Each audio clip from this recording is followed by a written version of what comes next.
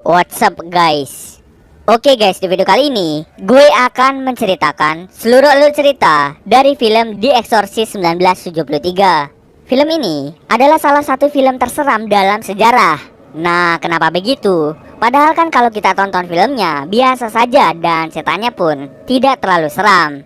Menurut gua, karena di zaman film ini tayang tepatnya di tahun 1973, film ini memberi pengaruh yang sangat besar terhadap penontonnya. Bahkan sampai ada penonton yang muntah dan pingsan karena saking seramnya film ini. Jadi di zaman itu kualitas film ini sudah sangat bagus, dan sampai sekarang masih diakui sebagai salah satu film terseram dalam sejarah. Ini film sangat rekomen untuk ditonton saat masa pandemi ini guys.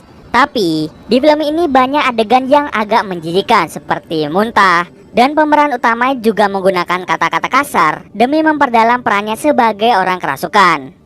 Film ini diangkat dari sebuah novel karangan William Peter Blatty dengan judul yang sama. Oke guys, tanpa banyak basa-basi, yuk kita masuk saja ke alur ceritanya guys. Cerita berawal di mana terdapat seorang pastor bernama Pastor Lancaster Marine sedang melakukan penggalian artefak kuno di daerah Nineveh.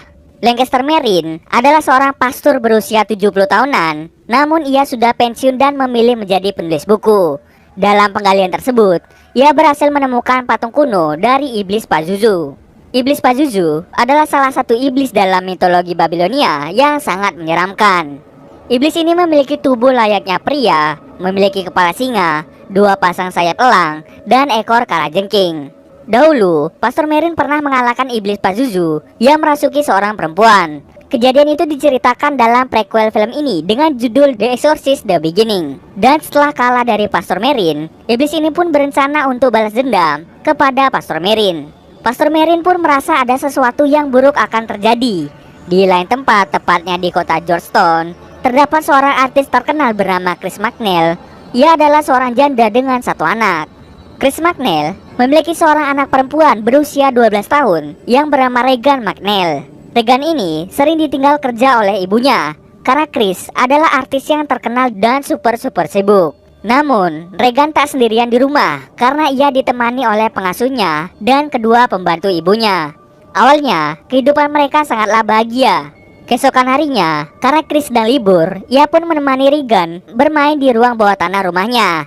Saat sedang bermain, Chris menemukan papan Ouija dan bertanya pada Regan. Regan pun mengakui bahwa papan Ouija itu adalah miliknya. Dia menemukan papan itu di dalam lemari bawah tanah rumahnya. Regan pun berkata bahwa ia sering memainkan papan itu. Regan bercerita bahwa ia sering bermain dengan papan Ouija bersama dengan Kapten Howdy. Di sini gue berspekulasi bahwa Kapten Howdy adalah iblis Pazuzu yang sedang menyamar. Iblis itu mengganggu Regan karena Regan mudah ditipu dan Regan ini tidak memiliki kepercayaan alias ateis. Hal tersebut memudahkan iblis Pazuzu untuk masuk ke dalam tubuh Regan. Walaupun Regan terlihat bahagia, sebenarnya di dalam hatinya ia merasa kesepian. Di usianya yang masih muda, Regan sudah harus menerima kenyataan bahwa orang tuanya harus bercerai. Maka dari itu, ia sering berbicara dengan Kapten Howdy agar ia tidak merasa kesepian. Namun di sisi lain, Kapten Howdy memanfaatkan kesempatan itu untuk membuat Regan percaya padanya, supaya iblis itu bisa menguasai jiwa Regan. Di suatu malam, saat Chris sedang tertidur, ia terbangun karena tiba-tiba terdengar suara telepon dari seseorang. Setelah ia selesai menerima telepon itu, ia melihat Regan tertidur di kasurnya. Chris pun mulai bertanya pada Regan kenapa Regan tidur di sini. Regan pun menjawab bahwa kasurnya terus bergoyang sehingga membuatnya tidak bisa tidur. Chris pun mulai berpikir, mungkin si Regan ini hanya berhalusinasi saja. Keesokan harinya, Chris membawa Regan ke rumah sakit untuk melakukan pemeriksaan. Nah, di sini tubuh Regan perlahan-lahan mulai diambil oleh iblis Pazuzu. Si Regan mulai bertindak aneh seperti bersenandung, bengong, dan berkata kasar selama pemeriksaan. Dokter pun memberitahu Chris bahwa Regan mengalami gangguan saraf yang biasa dialami oleh anak remaja. Dokter juga berkata bahwa Regan mungkin saja stres.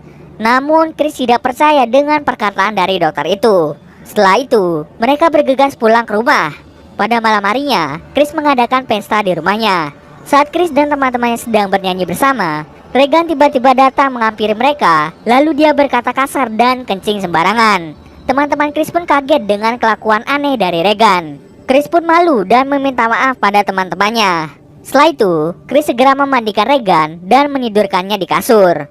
Regan pun bertanya ada apa dengan dirinya. Kemudian, Chris menjawab bahwa Regan hanya mengalami gangguan saraf saja. Saat Chris keluar dari kamar Regan, Regan kemudian berteriak sangat kencang. Mendengar teriakan dari Regan, Chris pun segera pergi ke kamar Regan. Saat ia sampai di kamar Regan, ia melihat dengan mata kepala sendiri bahwa kasur Regan bergoyang dengan sangat keras. Keesokan harinya, Chris membawa Regan ke rumah sakit lagi. Saat diperiksa, Regan terus memberontak. Bahkan, ia sampai meludahi dokter dan berkata kasar.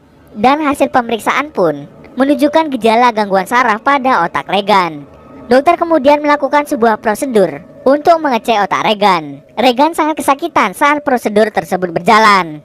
Setelah itu, dokter pun melihat hasil pemeriksaan dan tidak menemukan ada kelainan pada otak Regan. Setelah itu, akhirnya Regan diperbolehkan pulang untuk beristirahat. Namun, keadaan Regan semakin hari semakin parah. Chris mencoba untuk menghubungi Dr. Klein untuk datang ke rumahnya untuk mengecek kondisi Regan. Mendengar telepon darurat dari Chris membuat Dr. Klein bergegas untuk pergi ke rumah Chris. Dr. Klein sangat terkejut karena melihat Regan yang sedang mengalami kejang-kejang yang tidak biasa. Regan pun berteriak sangat kencang dan berkata-kata kasar.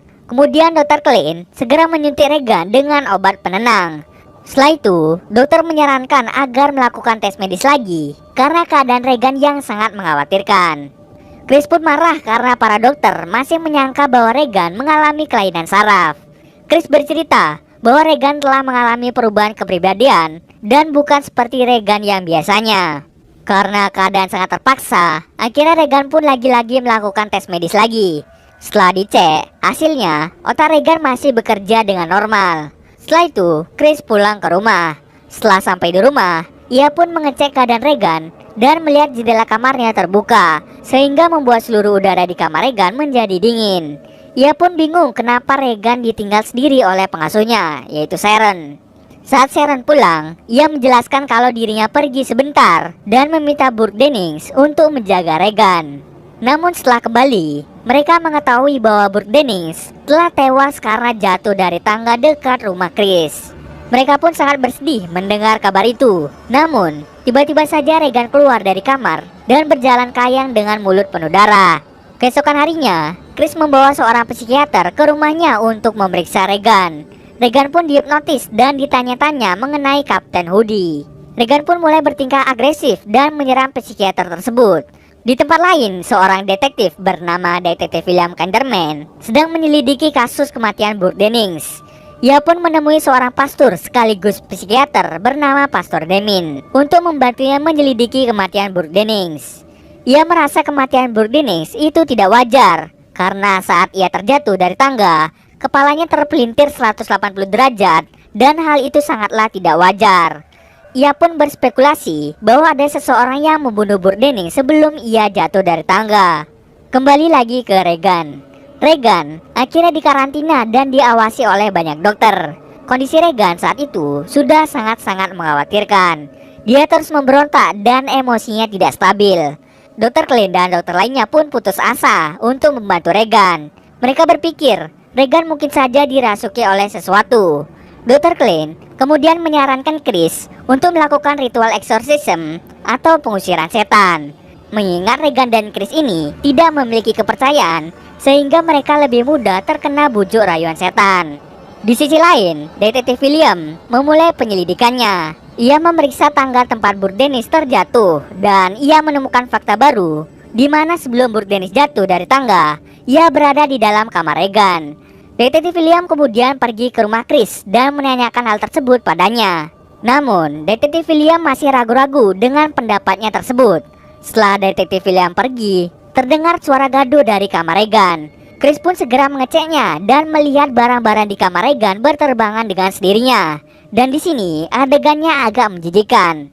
Ya jadi, gua tidak menceritakan lebih detail. Intinya, tubuh si Regan ini sudah dikuasai oleh iblis Pazuzu dan iblis ini melukai tubuh Regan. Bahkan, Regan sampai bisa memutar kepalanya 180 derajat. Chris yang mengetahui perilaku Regan yang makin menjadi-jadi, kemudian memutuskan untuk bertemu dengan Pastor Demin dan meminta tolong agar Pastor Damien mau melakukan ritual pengusiran setan.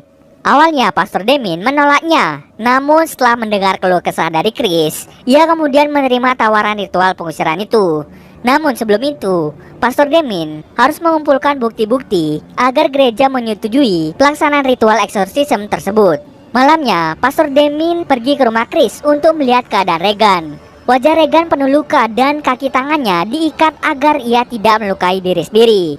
Pastor Damien pun berbincang-bincang dengan iblis yang telah merasuki Regan. Regan pun kemudian berbicara mengenai ibu Pastor Damien yang baru-baru ini meninggal. Pastor Damien pun kaget karena ia belum pernah bertemu dengan Regan. Namun, Regan tahu bahwa Pastor Damien baru saja kehilangan ibunya. Sebelum Pastor Damien pulang, Chris memberitahu Pastor Damien bahwa Regan yang telah membunuh Burt Dennings. Singkat cerita, setelah Pastor Damien mendapatkan banyak bukti, gereja pun mengizinkan proses eksorsisme. Gereja pun mengirim Pastor Merrin untuk membantu Pastor Damien dalam ritual eksorsisme. Nah, sebelumnya, Pastor Merrin ini sudah pernah melakukan ritual eksorsisme dan mengalahkan iblis Pazuzu. Jadi, dia sudah berpengalaman untuk mengusir iblis.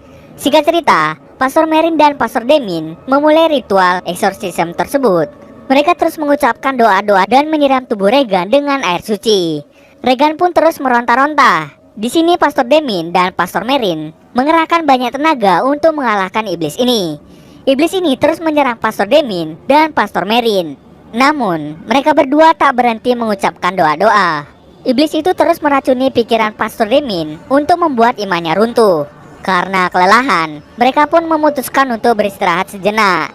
Setelah itu, Pastor Merrin memutuskan untuk melanjutkan ritual itu sendirian karena ia takut terjadi sesuatu pada Pastor Damien. Pastor Damien kemudian beristirahat, namun ia heran mengapa di kamar Regan tidak terdengar suara apapun.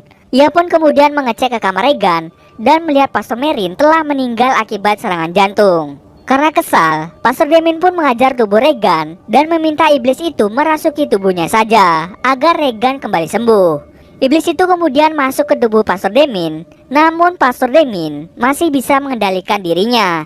Kemudian, Pastor Damien melompat keluar jendela dan mengorbankan dirinya untuk menyelamatkan Regan. Pastor Damien pun meninggal dengan sangat tragis. Setelah itu, Regan pun kembali sehat berkat pengorbanan Pastor Damien. Chris dan Regan kemudian pindah ke Eropa dan melanjutkan hidup mereka di sana. Ya, itu tadi alur cerita dari film The Exorcist 1973. Menurut gua, film ini masih layak ditonton. Buat kalian yang tidak suka dengan jumpscare, film ini sangat-sangat cocok untuk kalian yang tidak suka jumpscare. Oke, mungkin sekian dulu video kali ini ya. Kalau kalian mau request film atau mereview sebuah film, silahkan komen aja di bawah guys. Jika ada yang salah atau kurang dari alur cerita di atas, gue mohon maaf. Oke, see you next video guys.